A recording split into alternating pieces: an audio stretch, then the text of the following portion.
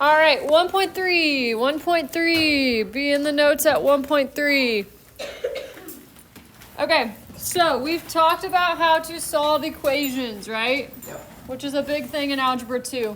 But we also have these things called inequalities, which we're going to be focusing on today, okay? Inequalities are just like equations, but they don't have equal signs. What do they have instead? A little alligator symbol? Yeah, they do. What is the official name? We're going to find out, okay? So the first one looks like this. Draw that little alligator symbol. Anybody know what this one's called? Greater than. Okay, this is called greater than. I've tied it like 40 times today. I'm so over these shoes. Okay, yes, less than is going to be the next one. Third one, what do we call this? Ooh. Yeah, that little line underneath means or equal to. So then this one means less than or equal to. Good. Okay, awesome. Write those down.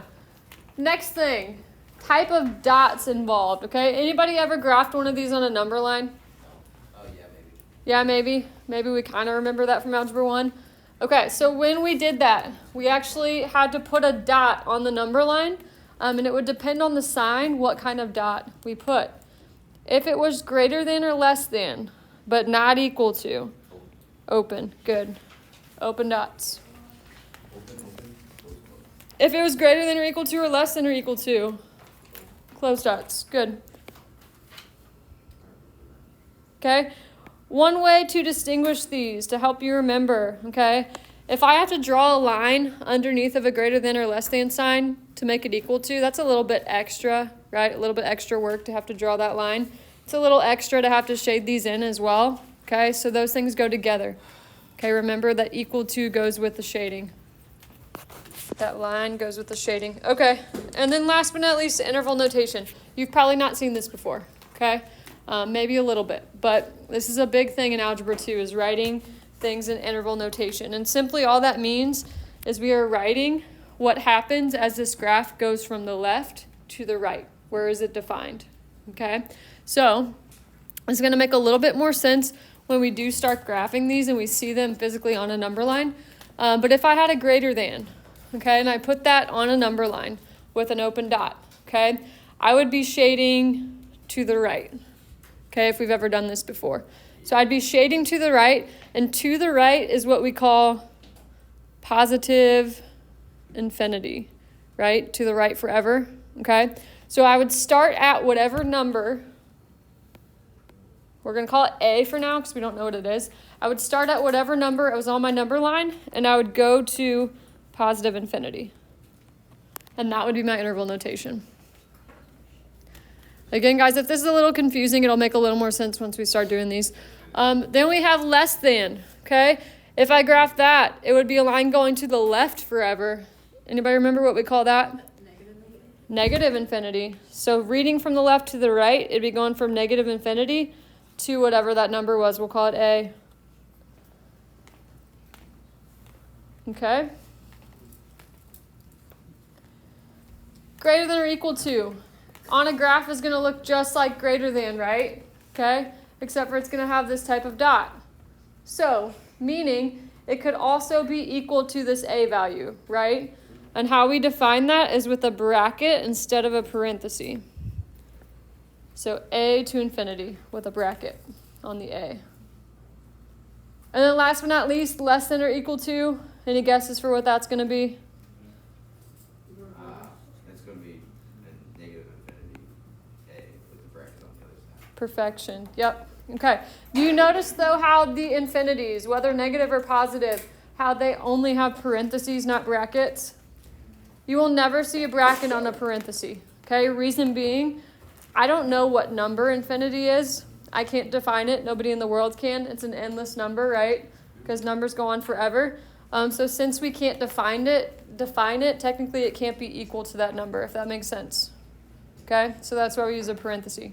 Any questions on that? Okay, cool. Basic graphing rules. These are the little alligator things that you learned in elementary school. Okay? If the variable is being eaten by the alligator, you graph to the right. If it's not being eaten, if it's being pointed at, you're going to graph to the left. Okay, so pay attention to those rules. We're going to do some basic practice here. Okay. Example 1, what does that say? X is less than 2. I need the number 2 on a number line. If I want to put the numbers in front and the numbers behind it, I can. I don't have to. I should know where 2 is. Okay. What kind of dot's going to be on the 2? Open. I'm going to shade to the left or to the right? Right. Ooh. If it's X is less than 2, we're going to go left. If it's less than 2. No, you're good. Okay. Another thing too, guys, where it's helpful if you do want to write the numbers around it, okay? If I'm looking at what numbers are less than 2, well, I know 1 is less than 2, right? 3 is bigger. So that tells me what direction I need to go. Okay, and then last but not least, interval notation. We read it from the left to the right. So to the left, what's this doing? Going down. Negative infinity. Going to the left forever. We call that negative infinity. And it's ending at... It is ending at 2. It's not going any further. Okay, it's ending at 2. Bracket or parenthesis? Parenthesis. Good. That's it. All right.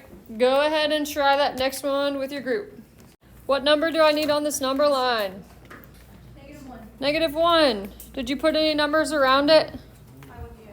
Yeah, don't have to, but you can. What's less than negative 1? Negative 2, what's greater? 0. What type of dot am I using on that negative 1? Close. Great job. And last but not least, how many of you shaded left? Okay. How many of us shaded right? Good. Majority of us are correct. Okay. This is greater than. We can see that Y is being eaten, okay? It's being eaten by that alligator, so it's got to go to the right. Greater than. Big numbers that are bigger than negative 1. Interval notation. Anybody want to take a stab at that? I got it. You got it? Yeah. What is it? Do bracket. Bracket. Comma. Infinity. Not bracket. Parenthesis. Perfect. Good job. Okay. Questions on this? Everybody good on this first page? Golden? Okay, we're moving on. I would switch.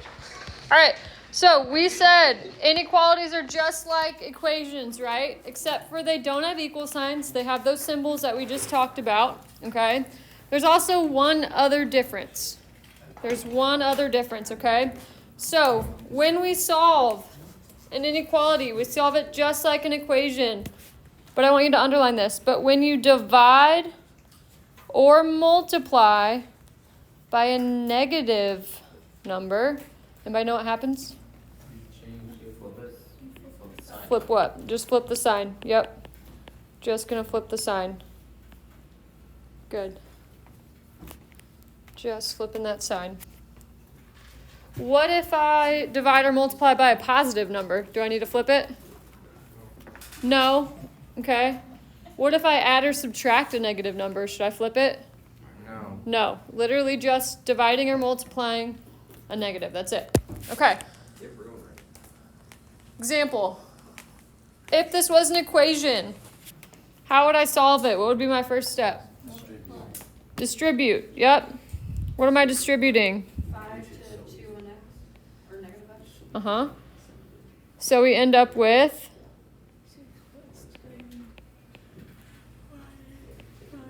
6 plus 10 minus 5x, big yawn, is less than or equal to 41. Okay. Then if this was an equation, what would be the next thing I did? 6 plus 10, which is 16 minus 5x is less than or equal to 41. Okay. Next thing. Not quite. So pretend that this is still an equation. Subtract the 16. Okay. So we still end up with negative 5x on the left is less than or equal to, what is 41 minus 16? 25. Okay, and then if this was an equation, I would divide by negative 5. Okay, but hold up, this is not an equation. What do I got to do? Flip that sign. So it's going to be x is greater than or equal to negative 5. Good. Wow. Is right. Okay. Put that on a number line. Put that in interval notation for me. Okay. What number needs to be on my number line? Negative 5. What type of dot? Is that funny? What? Is this funny? No, we're cracking We're just cracking jokes? Yeah. Okay. I'm just helping. We said closed dot, and then what way is this going to go, Jackson? Right. Right. Who agrees with them? Okay. Cool. Interval notation. Somebody else. Somebody on this side of the room. What do we put for that?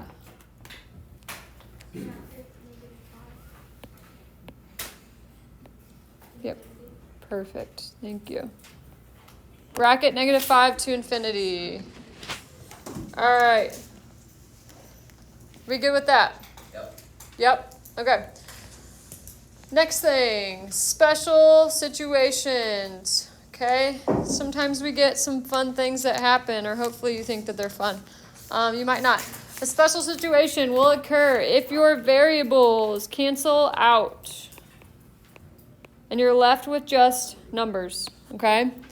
You're left with just numerical statements. Okay. So for instance, if I was left with a true statement, like for instance, 7 is greater than 6, I know that that's true, right? Yeah. Okay, so that would be what we call infinite solutions. Infinite solutions. Okay. If I got a false statement, like 6 is greater than 7, okay, I know that that's not true. What type of solution is that going to be? No. Yep, no solution. Anybody know the symbol for no solution? Isn't it like a 0 with a line? Yep, 0 with a line through it.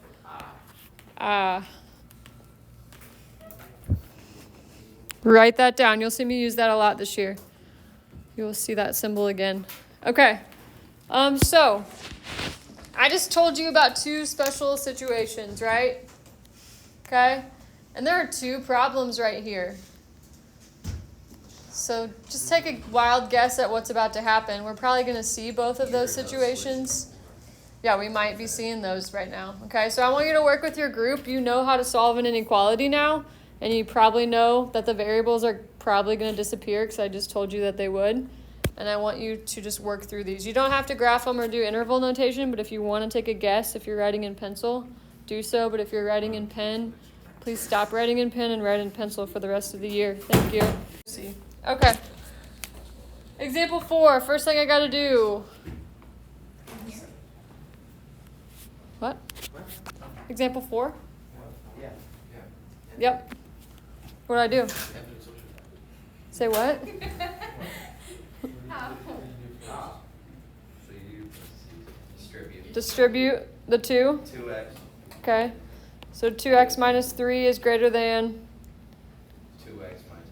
2x minus 10. Okay. Find like terms. Not quite. Okay. Now we got to start moving things over, right? There are no like terms on the left or the right. Okay. But I want to move my variable first. Typically I would move the smaller variable, but they're both 2x. So I'm going to go ahead and subtract 2x. And when I do that, what happens? It worked. They're gone, right? Yeah. Disappeared out of thin air. Okay, so we're left with just negative 3 is greater than negative 10. How many of us got that far? Anybody able to get that? Okay, it's okay if not. Make sure you get it written down. Is that true? Yes. No. Yes. Ooh, let's think about it. You knew this. Yeah, we got to think about our negative numbers. So negative 3 is bigger than negative 10, right? It's closer to 0 on a number line, okay? So therefore it is bigger than negative 10. So this is going to be what type of solution? Infinite solution. Thanks, Devin. Okay, Jackson. Infinite solution. What? What's the graph of an infinite solution going to look like? If all solutions exist, which end? What? An arrow on the end? Right. The right end? Going right. So are you saying that the solutions on the left don't matter? They don't exist? Both ends. Both ends. There we go. Okay. Do you use a dot here? What'd you say? Do we need to like graph 3 and use a dot? We don't. No. Because all solutions exist since this is infinite. Are we all good with that? Okay, so now we need to put this in interval notation. Okay, so if this is going to the left forever and to the right forever, what is my interval notation going to be? Not just positive infinity. That would just mean it was going to the right. And positive. Negative to positive. Good. Left to right. Negative infinity, positive infinity. Okay. Example 5 is going to work pretty similar as far as solving it, right? We distribute out the what? The 7. So on that right side, we get 7x minus 28. Then we would subtract So. the 7x on both sides. It's gone. There's no solution. 6 is less than negative 28. Is that true? No, that's not true. So what kind of solution will this be? No solution. If there is no solution, meaning no solutions exist, do you think I need to put anything on the number line? No. Do you think I'm even going to have an interval notation? No, I'm just going to have that symbol. That's it. Okay, moving forward. Any questions on that before we go? Okay, cool. Compound inequalities. You've probably seen these before as well, okay? Kind of like compound words, put two words together, right? Compound inequalities are going to put two inequalities together by using either and or.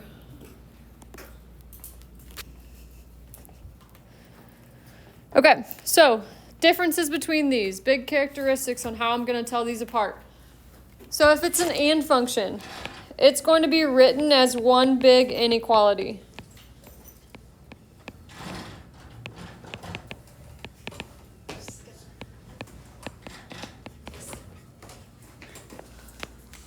Okay, written as one big inequality. If it's an or function, you're going to see the word or most of the time, okay? So it's going to have the word or between the two different inequalities.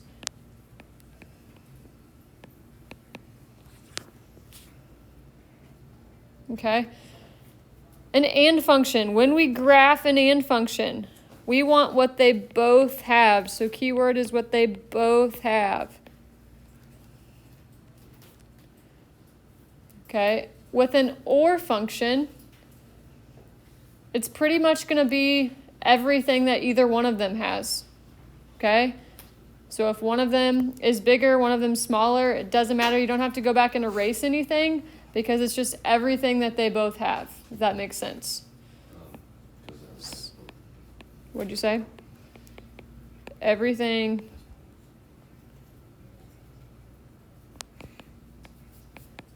That is graphed, we'll call it. So everything you graph, you don't have to erase anything. Okay, and then typically, when we graph an and function, most of the time, it is going to look like a line segment. Okay? The dots that it has are going to just depend on whether I'm using greater than, less than, or greater than or equal to, less than or equal to. Okay? So they can be open or closed dots. It doesn't matter what you draw here. Okay, we're just taking notes. And then an or function is typically going to have a gap, and it's going to have lines in different directions.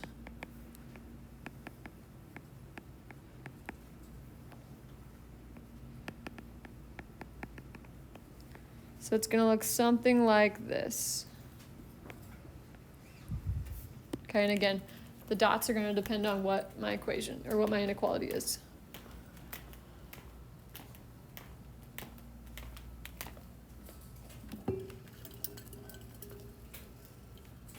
Okay?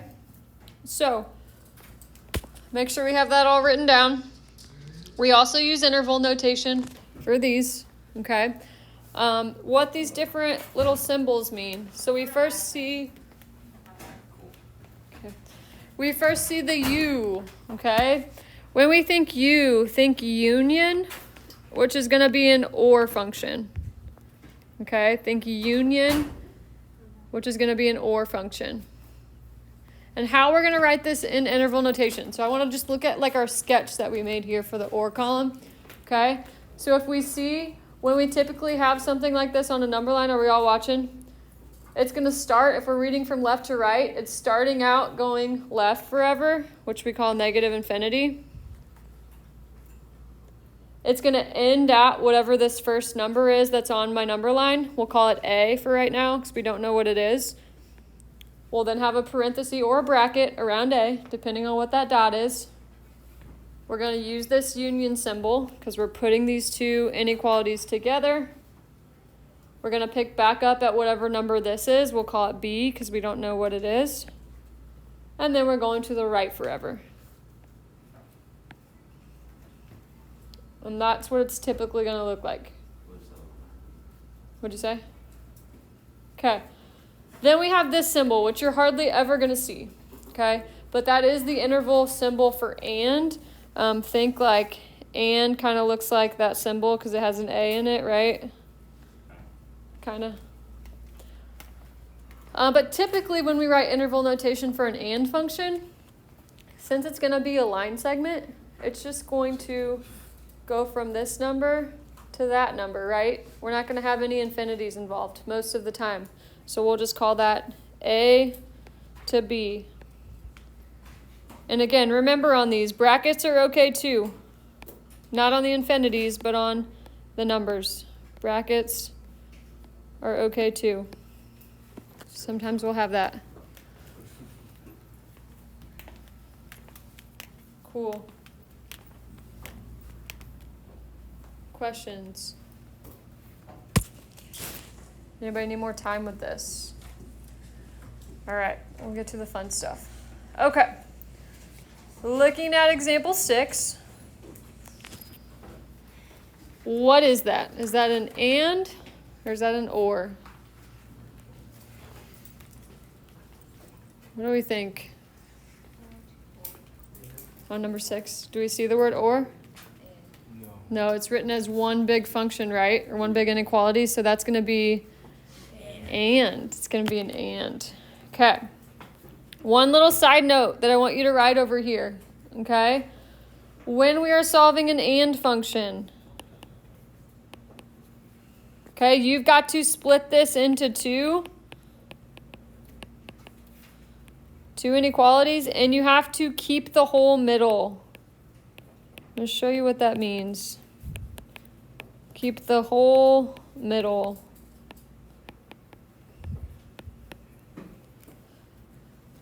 Okay, last year I used to get so frustrated with kids, okay? Because here's what they would do, and please do not write this, okay? Just look. They would draw a line through the middle of this, and they would try to divide it into two equations like that, okay? That does not work, okay? So please do not draw a line through the middle. That is not how we do these, okay? Instead, what we want to do, we want to take everything to the left of that first inequality sign. So in this case, just -6 with the first inequality sign and with the entire middle part up to that next inequality sign. That's my first inequality. So -6 is less than 2x minus 4. Okay. The other one also has to have the 2x minus 4 because you have to keep the whole middle. And then it has everything to the right with that other inequality symbol. So 2x minus 4 is less than 12. That's my split. Okay, so now I have two different inequalities, right? Yep. I can solve for them. I can put them both on the same number line. And hopefully, if this is an and function, what am I hoping this looks like in the end? The segment. I want this to look like a segment. Okay, so go ahead and try it. See if we can get it to work out. First one. How do I get x by itself?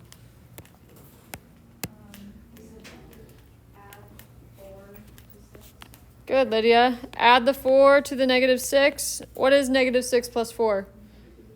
-2 is less than 2x. Now what? Divide by 2. Do I flip it? No, why not? Yeah, we're not dividing by a negative. We're dividing by a positive. So we end up with -1 is less than x. Okay, cool. Next one. 2x minus 4 is less than 12. Add 4 to both sides. Good.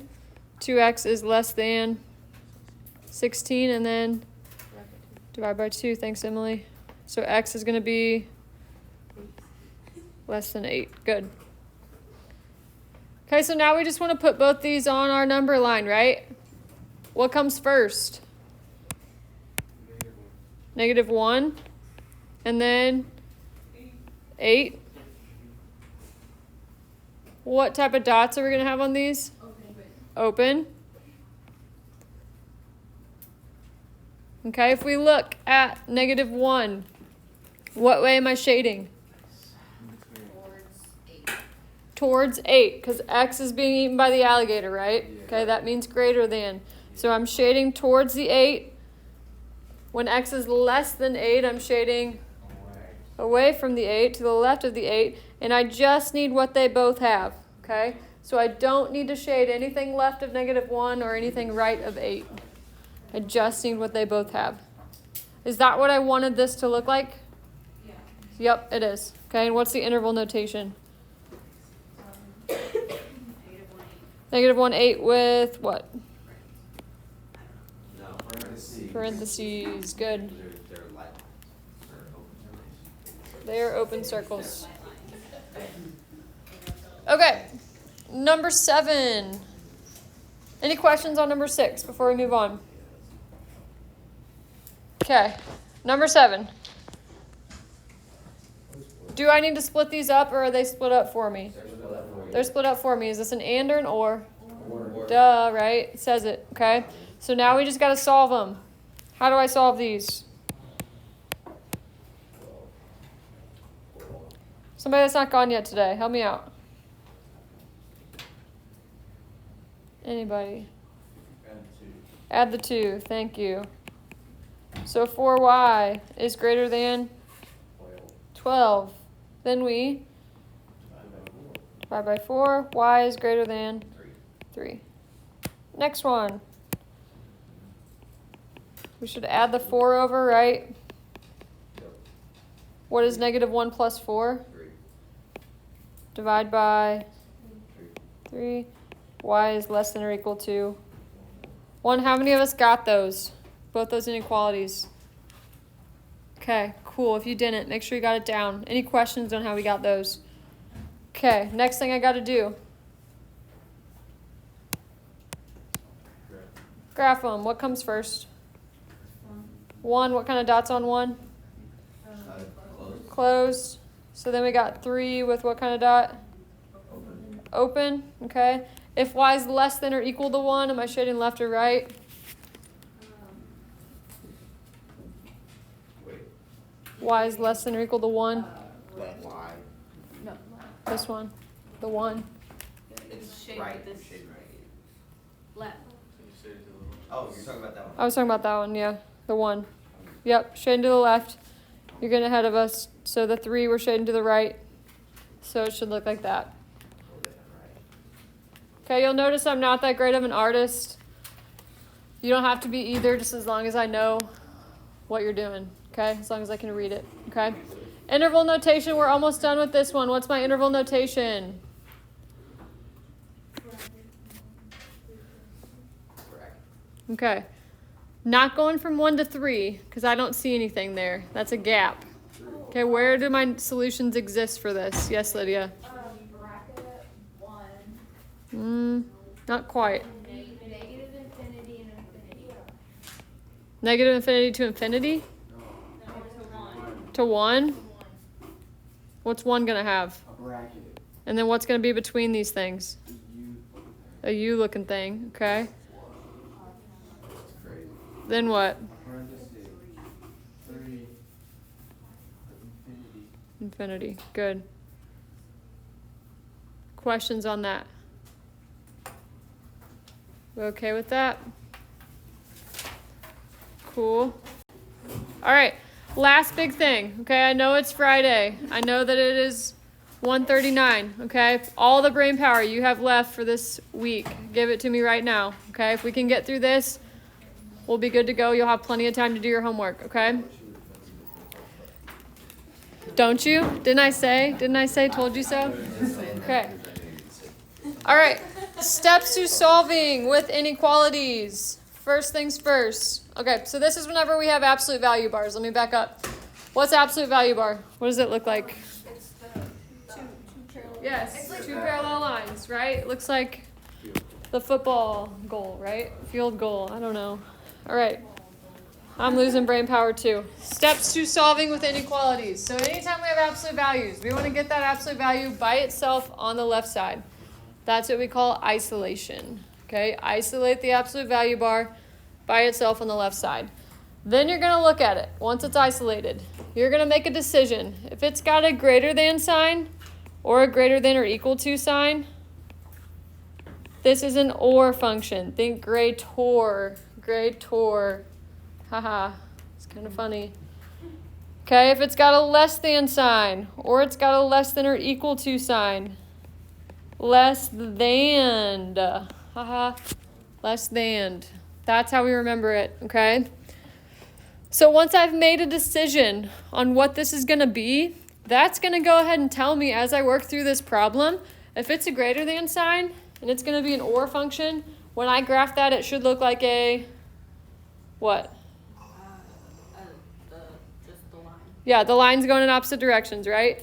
The and function should look like a segment. Okay, so we're good. That basically just gives us our goal in mind of what we want this to look like. Then we split it into two problems. The first split, you're going to drop the bars. You're going to keep everything the same. Everything. Don't change anything on that first split. Second split, you're going to drop the bars on the left. You're going to flip the sign. And then you're going to make the right side negative.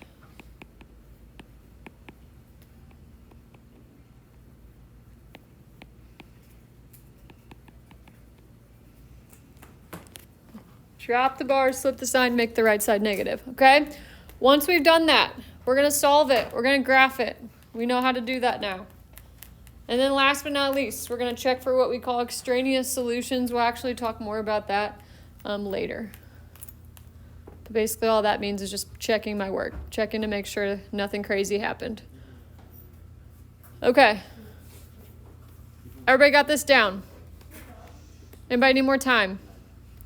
Okay, we're almost done. Power through. 2 more problems. Here we go. Example 8.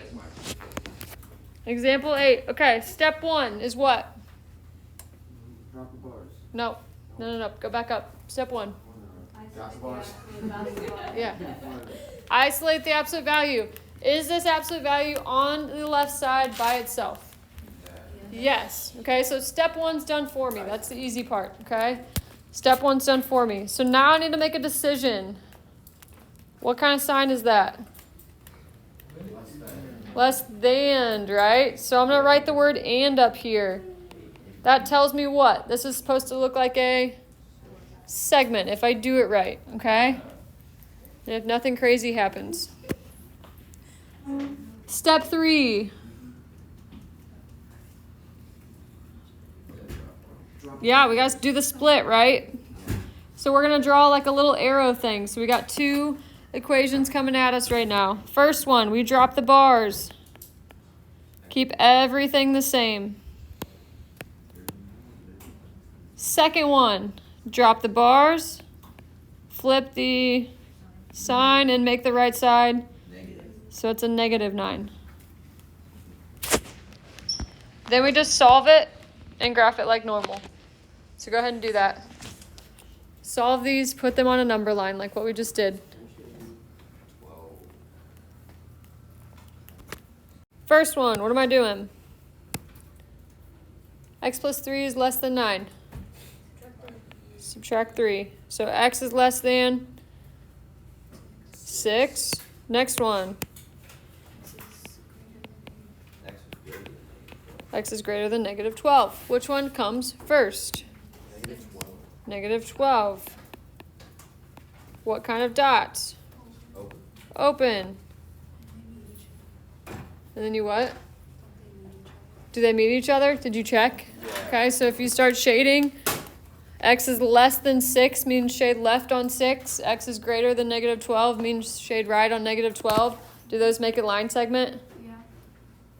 Does that mean I'm pretty smart? Sure. Okay, genius. Cool. Good luck at your meet. Yep. You too.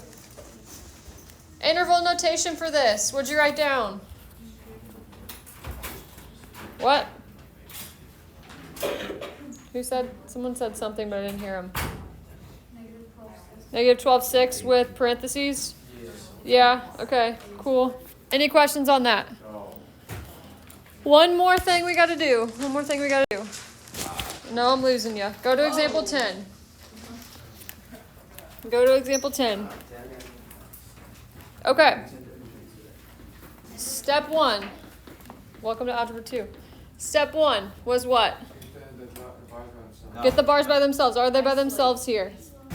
No, it is not. And it looks really weird, doesn't it? Okay.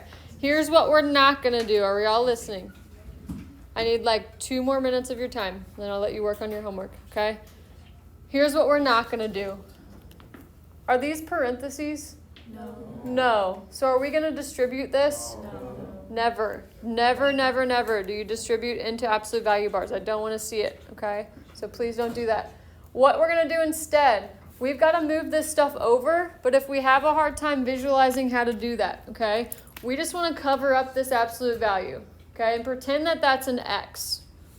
Just cover it up, okay? Pretend it's an x. If this was 2 minus 3x is greater than 11, what would be my steps on how to move that other stuff over? Minus 2. -2 and then Divide by 3. divide by -3. So that's the same thing, okay? Those are the steps we're doing. So we're minusing the 2. So we got -3 is absolute value of x plus 9 is greater than 9. Then we're dividing by the -3. Absolute value of x plus 9. Ooh, did anybody see what's going to happen here? Gotta flip the sign. What's 9 divided by -3? -3. Okay. Are we all good with how to isolate? Okay. 2 more points. Okay, the first point. Okay.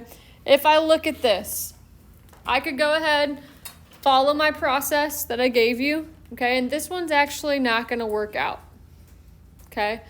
But there is a way for me to spot that before I work it all the way out, and that's to pause right here. Anytime I have a negative on that right side, pause and say, does this make sense? Okay. What do I know about an absolute value? It's always going to be It's always going to be positive. So can a positive number, doesn't matter what it is, any positive number be less than -3? No. No. So I can tell right there, save myself a lot of time, that this is a no solution. Okay, but let's say, for instance, that was absolute value of x plus 9 is greater than -3. It would work then. We'd have to keep going, okay? Does that make sense? All right, cool. That's it. That's all I got. Other thing, though, there is going to be 2 on the homework, I think, that are absolute value equations. It's the same process. You just don't have to flip the sign because it's just an equation. Equal sign. It was a lot of math today.